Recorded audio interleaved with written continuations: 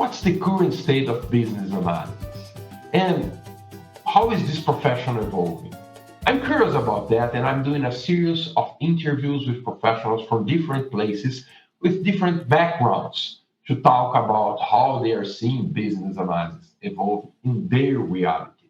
And today, I have some guests from Australia. My guest is known for rapidly cutting through ambiguity, diagnosing root causes, and translating intricate business and data landscapes into pragmatic, outcome driven strategies. A senior business and data architect with deep experience leading enterprise transformation and digital initiatives in complex environments. I welcome my guest, Mr. Lawrence Gingold. Did I say your name correctly? Not. Yes, you did. You did very well. Welcome, Lawrence. Thank you for joining me. Thank you. It's a pleasure to have you here, Lawrence. I wanted, Lawrence, just for starting this interview, to understand your background in doing business analysis and working with that. So, how have you practiced business analysis? So, it's been a long time. I've probably been a business analyst, or I will officially call myself a business analyst for around 30 years. Wow. Yes, I did start as, well, it's interesting. I did start in IT because I was what was referred to as a system accountant. I have my degrees in finance and accounting and my master's in financial operations, not in IT at all. But I do have some pretty good skills when it comes to working with the software. I did start having to help some large companies with some data and data analysis in the early years. That led into looking at specialty markets. That led into building some new businesses and shared services when we started consolidating financial operations. That's when I started to dip into what I would refer to as BA skills today, or what BA skills are today. It was all about, yes, having a very business-centric focus, and I think we need to maintain that. So I will kind of talk about that, I think, as we go along. But with that very business focus, it was still about, well, what are we trying to achieve, and how is this systems or the technology going to help us do some things? I think in the early days, it was mostly about volumes and analysis. So what I mean is, when computers came in the early times and a business analyst was working through that, we were really more on trying to understand how you could manage big volumes with less people and more computer-driven abilities to consolidate, to do some things, even centralize. So you didn't have to have 3 accounting offices, because the computers could be centralized, and therefore all the accounting could be centralized. That was an efficiency. Shared services was just kind of an outshirt of that, saying, well, now I've centralized it, doesn't need to run as its own business almost, because it's really supporting the other business in its own very specific way. So we did that for quite some time, and that's how it grew. Over my years, that went into more and more projects. But because I had this business sense, for me, business analysis was always about the business side of things, the feasibility of what we were trying to build, how we structure it, what that requirement actually meant, not just in terms of a system, but in terms of the change, in terms of what we're asking people to do. And it didn't start with requirements, it starts with feasibility in kind of the essences of how I work. What that means is I take a business case a lot more seriously than the back of an envelope, and always have and had to, because my training and being in finance and financial management was necessary to understand the investment value of something before you start diving into it. So those skill sets kind of carry along as well. So a business analyst, in my mind, grows up with a very strong business focus, should continue that. What I see today in the trend is that we have to almost go back to that.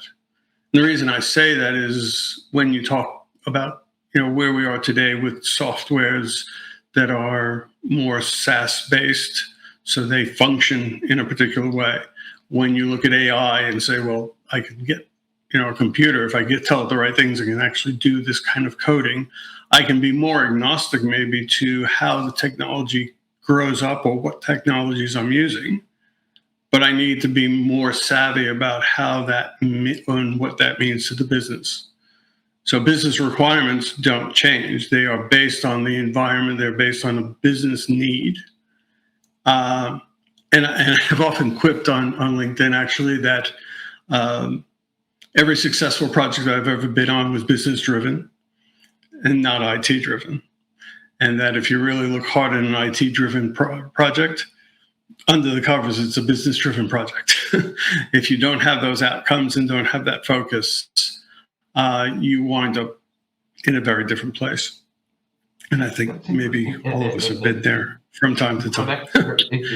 It connects very much about this distinction between problems and solutions, or needs and solutions. Yes.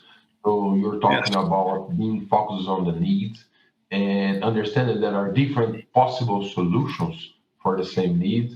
And when you talk about feasibility, I see a way of understanding those different options, understanding what option would be the most valuable one. So I would like to bring this conversation to value and see if you can help me to figure out a nice definition about the purpose of business analysis, or what value business analysis brings to an organization.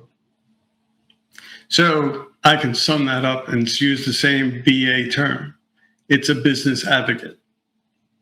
Purely what I think of when I think of a business analyst is I do think they're playing to they're playing the middle. They are playing a role that, again, starts to have some flavors of leadership as well. They're there to challenge. If you take it to the ultimate, and I've looked at requirements and I'm skilled at understanding the requirements, but also what the impact is going to be to a business. If I understand where they are and how urgent something is or isn't, or what that's going to change in their business, I have more levers. I don't just have an IT lever. I have a change lever. I have, possibilities of a roadmap that says, well, over time, I need to do these things, but today I need to do X, tomorrow is Y. The whole concept of a target operating model, where you roadmap it over time and say, well, we'll do these many things today and tomorrow. And obviously, Agile grows out of that as well. So it's a business advocate. It's somebody who is really trying to challenge both sides. Okay, the business, and I can give examples. So a business can get caught up in saying, well, we've done it this way all along, to the point of almost stressing something that is not as material or as impactful as they're making it out to be, or they're certainly not looking at an alternate solution. They want it to be the way they've done it because they're comfortable with it on the business side. A BA can still look at those requirements, look at what's going to happen, look at the impact, look at the change considerations, and possibly challenge that. And possibly should, when it certainly starts to impact the project, the cost of the project, the investment purpose of the project. As much as on the other side saying, well, hang on, guys, I know you've got, nice little toaster over there that you want to use, but it's not time yet to start thinking how to or select the software, the engineers, or anything else. We still need to actually understand this before we just jump to certain conclusions. So there's that role. We, as analysts, get to hear from both sides. Hopefully we're learning and growing that we understand those sides that well that we can actually facilitate that sort of bridging, because that's literally why a BA was put in place in the first place. It's an opportunity to bridge what does the business need and how are we going to solve for that. Okay. I will stress again, the solution is not just technology. It is always going to be the other components, particularly change. My experience is, and I have always been a business process engineer alongside that. I don't consider that different. I consider that the main tool for an analyst to be able to understand and decompose a business's needs along the different capabilities it needs and the processes underlying that. And that's how that journey begins. So when people talk about people, process, technology, I will always say process enabled by technologies and people. You're always going to have a process. Most of those processes can be fairly standard and consistent. That's true. How each step is solved for is going to have a combination of how people and technology successfully get through those pieces.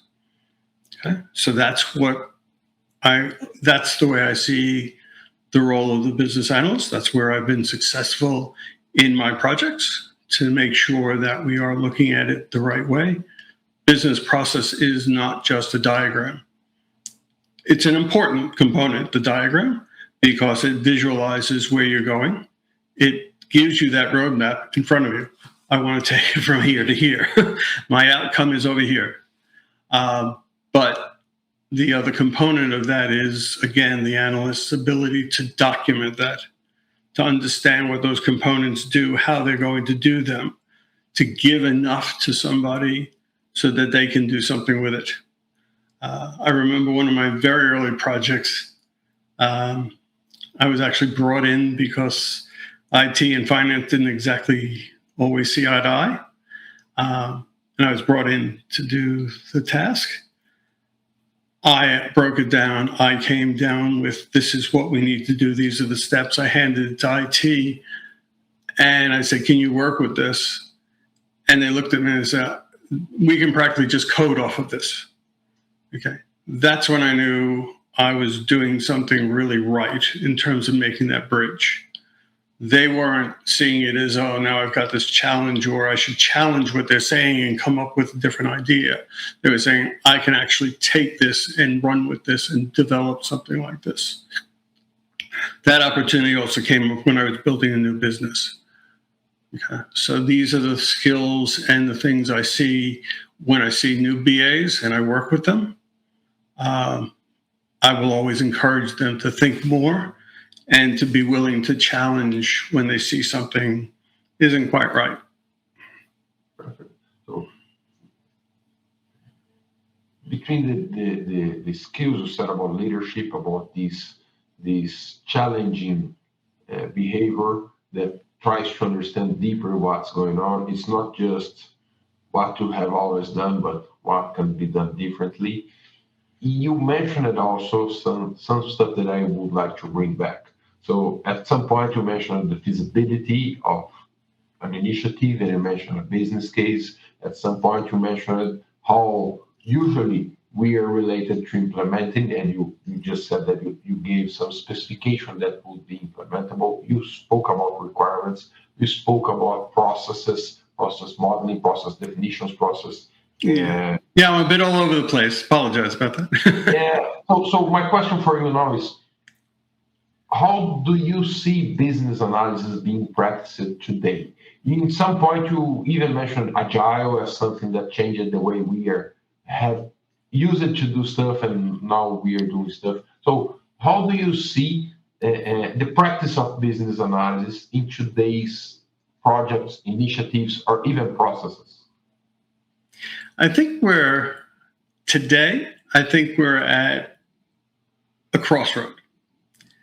I think the reason for that is, and I've come across it in several companies, we start to make a distinction. For example, a functional or technical BA versus a a business BA, or we start to make minor distinctions, partially because of who winds up driving and who wants to take a deeper interest. So if IT is owning this project, and IT usually does, then you get very IT driven. So your requirements are almost meant to come up with a functional spec and very much functionally fitting what their purpose already is. So we have architectures, and you'll say our enterprise architecture is this, and we've already selected software X or Y or whatever. So our analysis is trying to make the pieces of the puzzle fit versus making up the puzzle or the pieces. That's one flavor. Others, and I'm just literally talking to a new potential client about this, it's very much around, we want to drive it by business process. We want the business to work with you, and I want you to build business processes and define them in such a way that they're reusable, and they will be the platform, if you will, of how we drive everything that goes into continuous improvement or improvements. This is another flavor. This is the flavor that I'm very comfortable with and used to. This is saying, I have a business, I'm running it. Where I'm falling over is getting my product catalog up and running each time and getting the pricing models correct, et cetera, et cetera. That's where my pain point is. These are the processes I run. Who's involved? What's involved? How do we do that better? So our analysis now is very different. Our business case is also very different because now I have a very business-focused objective in that business case.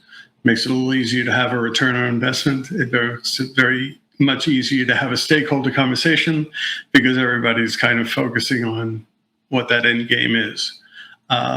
Very different than trying to shoehorn something into a technical solution. So in today's world, I find it very desegregated. I find you can find roles all across those boards. And I also will find that BAs, this one surprised me, so I'll take you through that.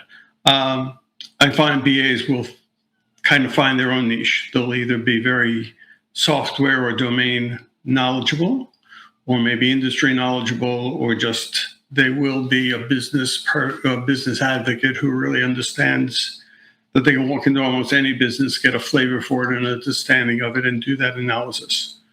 So where we are headed is kind of a little bit open season in my mind. But as I said, I think advances in technology are going to drive more of a need for the business side of business analysis to work, to actually function better, and actually be more supported by business. So not just think by giving it to the BA, I've already thrown it over the fence to IT, so to speak. It's one of the surprising things when I say about that journey is I was working with a BA on a project just recently. All the BAs in this organization are very technically focused. They're all there in IT, working hand in hand to IT, and very technically, functionally focused. And they will scope things particularly to fit just that piece. And they'll get rewarded for that. People really like the idea that they could do that. But we wound up in a different project. And the project was well outside of that because it had to do with data management, business requirements about obligation reporting, etc. This BA that I had worked with on the technical side was now going to do the BA work on this side along with me. What was surprising was, to me, I didn't really have the expectation, but he was fantastic. He really opened up to the whole opportunity. He really started to really think through it. He really would take my process design thinking and really document and articulate it and drive it through a lot of the facilitation sessions. He was terrific. And I really said, I think we have something here. I think we have someone who can really start developing into the areas that I think will be more relevant. I mean, I do a lot more work in data analysis. Does that not make me a BA? Well, I have been called everything from business solution, project manager, whatever you want to call me, and I will tell you that I have been a business analyst in every one of those roles. It is the core skill that I rely on, at least. If I walk into a project midstream, I'm still going to ask where the business case is. And yes, they might give me an envelope with some scribbles on the back of it and say, here it is. Actually, more likely, they'll give me a one-page PowerPoint slide. But at least I can draw from that and build off of that. But yeah, I think one of the key things is I think as much as we can pick it apart and we're coming up with different things, I think we are headed towards needing the business analyst to be much more focused on that advocacy role, the business side of the role. I think I mentioned, even said as much in my LinkedIn profile when I did a post. So, that's kind of where I see it. Yeah, it's interesting this way you put it on the business analysis as a business advocacy. We could even rename the profession and keep the BA as a short name. But this business advocacy, as you mentioned, sounds me maybe more like a skill than a profession in itself, because you can be running different roles, as you mentioned. You have run into different roles or with different names, but the skill set was the same. So you always played as a business analyst in terms that you were always being a business advocate. You were always trying to understand the business needs and what's valuable for the business and trying to put in that way. Go ahead. Well, all I was saying is that, yes, I understand what you're saying. It sounds like more of a skill than what the role is or the role description, but I think that just goes back to my struggle in saying, what is that profession? Okay, it is a set of skills that if you are good at it, will carry through for all sorts of things, for all different roles and all different things that you will do in your career in business. You wouldn't call yourself a business advocate as a career path, but you have to take that and say, I wouldn't call myself an accountant from the beginning to the end of my career either. I'm going to go from an accountant to a senior accountant to a finance manager to a CFO to a this to a that. What I have done is taken my accounting skills every step of the way to something bigger and bigger. That's the way I guess I would say I see the BA role or the BA skills. Okay. Yes, you start off as a BA because you will use those skills in a particular way. But when you're developing them, you are developing a career path. That doesn't mean you're a BA for the rest of your life, or that's your career path and that's your actual position forever. Okay. And I guess my own perspective is I wouldn't encourage that either. I won't discourage it and I won't encourage it. If you are young, and I just had this conversation as well, if you are young, I think you need to actually understand and explore what you want to do and how you want to do that. So I would take any advice that I would give to somebody, I just did, as how do you want to grow? Where do you want to be in 5 years? And do you want to be a BA in 5 years, or do you want to have grown into a different role, either in IT or in business? Because I think you're open to be able to do either of those. But there are those, like myself, who at times I will just go back, and now that I'm at that point where I'm a bit more relaxed, I'll just be a BA.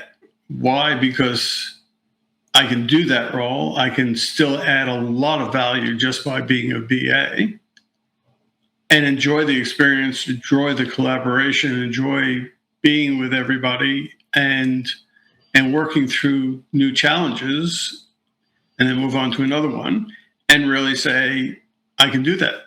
I can do that for my entire career. So there are options here. I think we can take it a very positive, that what we take from being a BA in the early years to where we take it is just got options and an ability to do what you want to do with it.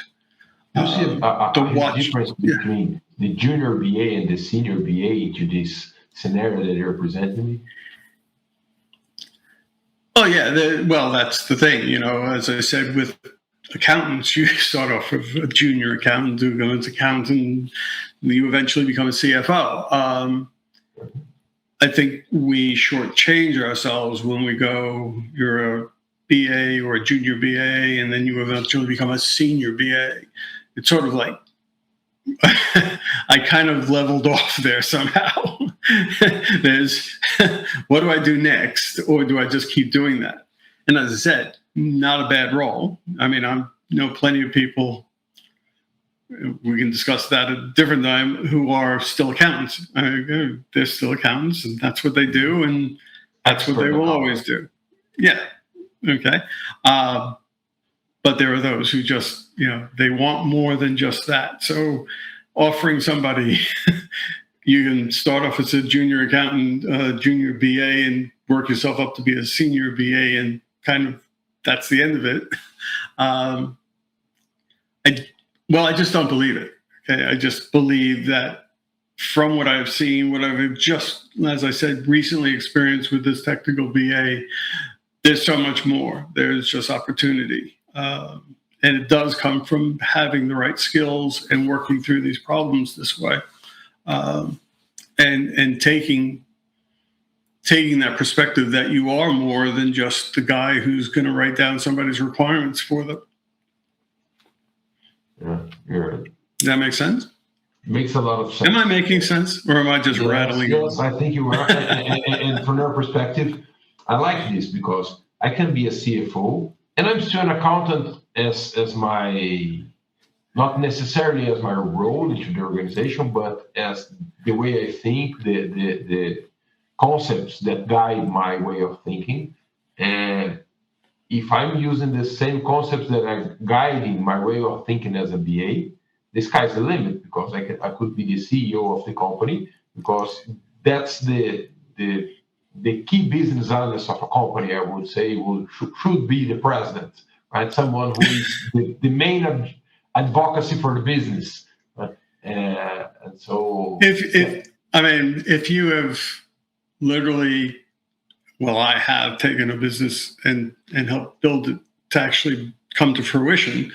But if you have taken roles where you have looked at somebody's business capability and dove deeply into, how that works, how that operates, documented that, understood that, worked with the people who are in change management, so the acceptance testing, everything, you have literally gone from beginning to end. And if you've done your documentation well, you are the writer of exactly how that part of the business will run and operate for that period of time. So you know a lot more than we give credit. You have just walked away as literally a second subject matter expert on how that business will operate from that point forward. That's a lot of knowledge that you are accumulating about the business, and a lot of skills that you're developing. Very interesting, Lawrence. Thank you. Thank you for sharing.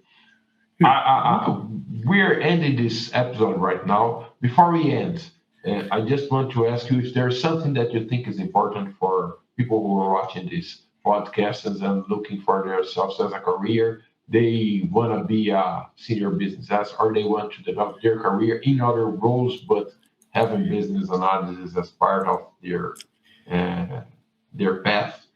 What would you suggest for our audience? I'll suggest a few things. One is to really understand or take to heart that business advocacy component. The fact that you're not really there to say, I can shoehorn this into system X, Y, or Z. You're really there for a business outcome. Every project costs a lot of money. One of the roles of a BA is to not spend all that money. The way you do that is you do work on business cases. So you're not just there at the end trying to write requirements. You're there at the time when they're developing, why are we doing this? So you're helping guide this. You are writing process and a visualization of how that's going to look and where it's going to go. A lot of this is done and should be done before we start burning a lot of money with an entire team. Okay? SMEs, the business, if you're the IT people at the senior levels, solution architects, etc., yourself are going to spend the right amount of time. So I'm not saying years, I'm not saying months even, sometimes it's just weeks, but you are going to spend the right amount of time before you bring in the army of people in, and it costs you a fortune because you're still trying to work it out, and now you've got people trying to do things. Okay? This is where, if you want to take an agile methodology or any other methodology, if you're not prepared, you're not getting there. So I would take that away. I would certainly look at your certifications. So we had this conversation. Do you need to go and get yourself a degree? Degrees and business degrees and understanding business, how much you are involved in that is important. But the timing of it is important too. If you don't know, BA may be a different way of starting that. You can do that type of analysis, work with people, but you then would go down a route where you would make sure you knew what the IIBA was. Who did that sort of training, who can talk to you the way I'm talking now about why you do BA and how you do it and what tools you really need. Okay? But you can do that. It's not as easy a road, but it's a perspective. So I would leave you with my key highlight is BAs have and will have opportunities. I'm excited about where they can be and what they can take them to. And it's like anything else. If you can find yourself a mentor or somebody who can actually guide you in some of those areas and support you, it does. It's just something I would be exploring. But I would do it that way. I wouldn't just assume that I'm hired by IT, I'm going to take a bunch of notes and let everybody kind of do what they do. It's a thinking. If you want to take it for seriously, it's a thinking man's job. It's not a junior position. It starts out like an accountant or anybody else, but it is not a junior position. Not a note taker. It's not a forms fulfiller or something like that. It's someone who thinks. Very good. If someone wants to get in touch with you, Lawrence, where should they go to find more information about you or to connect? Yeah. So it's my LinkedIn is Lawrence.Gingold on LinkedIn. I do have a couple of posts out there, and I will be posting some more. And I will open it up to happily take questions and contacts and inquiries. I have mentored and I have trained people in business analysis and in business process particularly. So I'm more than happy to give anybody, if they have a question, time. Perfect. And you can always get in touch with Fabrizio, and we can set up another time for even more discussions, maybe even guided by some of your questions. At thebrazilianba.com, it's going to be a pleasure to meet you all. I'm going to share your LinkedIn profile on the description of this video. Thank you very much for joining me, Lawrence. Thank you for everyone who watched us to this moment. It was a pleasure. Let's try to figure out how this profession is evolving. I'm going to talk with more experts like Lawrence from different places around the globe. Stay tuned. Thanks, Lawrence. Thank you.